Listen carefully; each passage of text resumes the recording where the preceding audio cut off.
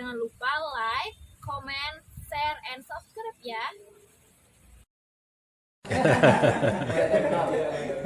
Nah, pertanyaan saya itu karena bagaimana abang mempersiapkan dalam konteks kehilangan cinta itu, kehilangan satu misalnya kehilangan orang yang kita cintai, yang kedua adalah kehilangan apa yang kita cintai dalam tanda kutip jabatan misalnya.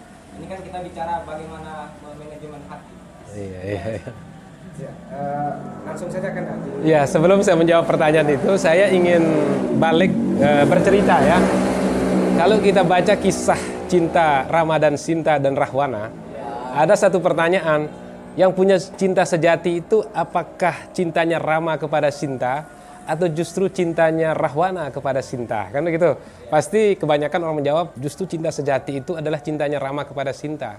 Tapi kalau kita baca kisah perwayangan itu, ternyata yang punya cinta sejati itu adalah Rahwana kepada Sinta. Mengapa?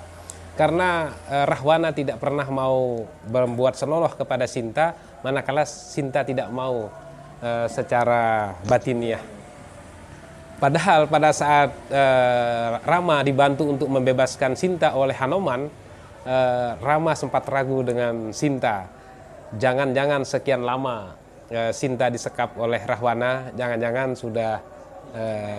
sudah ternodai gitu kan. Nah, akhirnya apa? Akhirnya Sinta membuat sayembara, saya akan bakar diri. Kalau saya terbakar berarti betul saya sudah dinodai oleh Rahwana.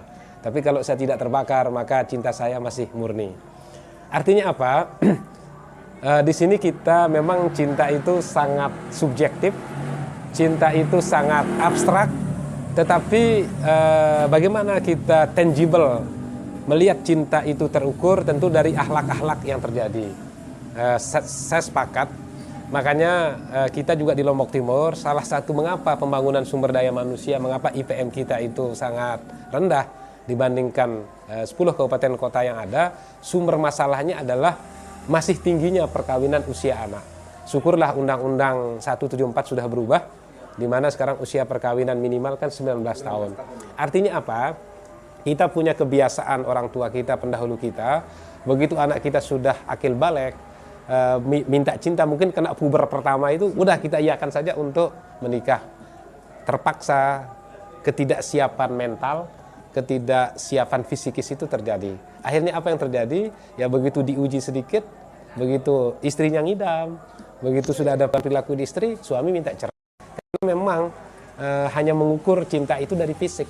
Nah, bagaimana kita mendorong ukuran cinta itu bukan fisik semata. Fisik ya pasti. Pasti kalau saya ditanya, mengapa tertarik dengan istri saya? Jujur, saat pandangan pertama itu saya tertarik sama fisiknya, kan gitu. Ya, kalau kita survei, mengapa orang berkeluarga? Pasti, walaupun cantik itu relatif, Pak. Tapi saya yakin di atas 70% menjawab pasti tertarik pertama itu karena fisik.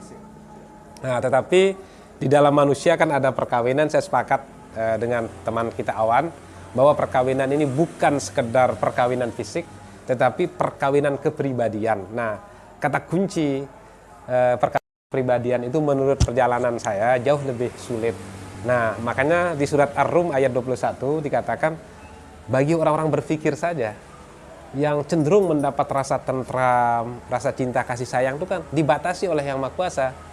Wa min ayatihi an khalaqalakum min anfusikum azwajal litaskunu ilaiha wa ja'ala bainakum mawaddatan wa rahmah inna fi dzalika laayatil liqaumin yatafakkarun.